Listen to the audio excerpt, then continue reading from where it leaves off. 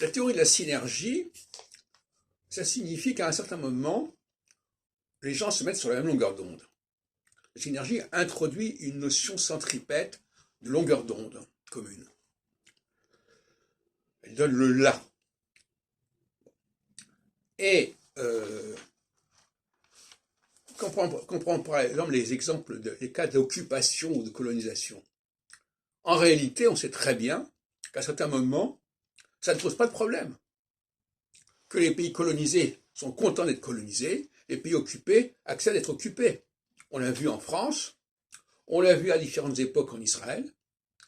Quand j'étais par exemple en Israël en 68-69, il n'y avait pas de problème majeur de la part de la population arabe à cohabiter au sein de l'État d'Israël.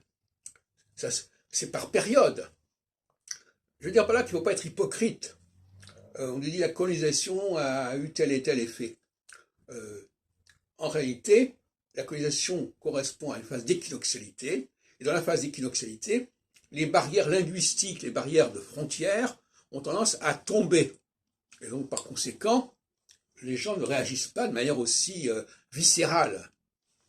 On a vu avec l'invasion de l'Ukraine par la Russie, qui s'est produit, elle n'a pas été orchestrée au bon moment, si on peut dire.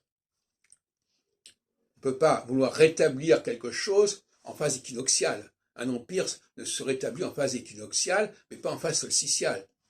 Et en phase solsticiale, c'est plutôt la dislocation. Donc là, Poutine a été mal conseillé.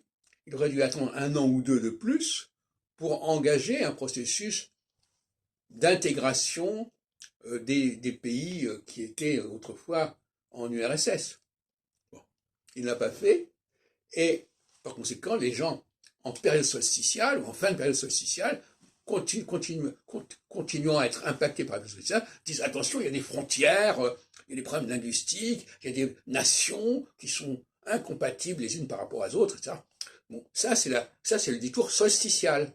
Et l'astrologie doit nous dire ça.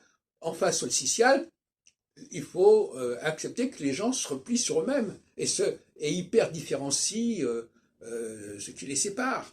Et en phase équinoxiale, on va aplanir tout cela, tout simplement. Et actuellement, on est en phase équinoxiale, je l'ai montré à plusieurs reprises, actuellement, c'est pas moi qui l'ai inventé. Les rapprochements entre l'Iran et l'Arabie Saoudite, entre la Turquie et l'Égypte, et maintenant j'en ai d'autres exemples avec la Syrie, etc., etc.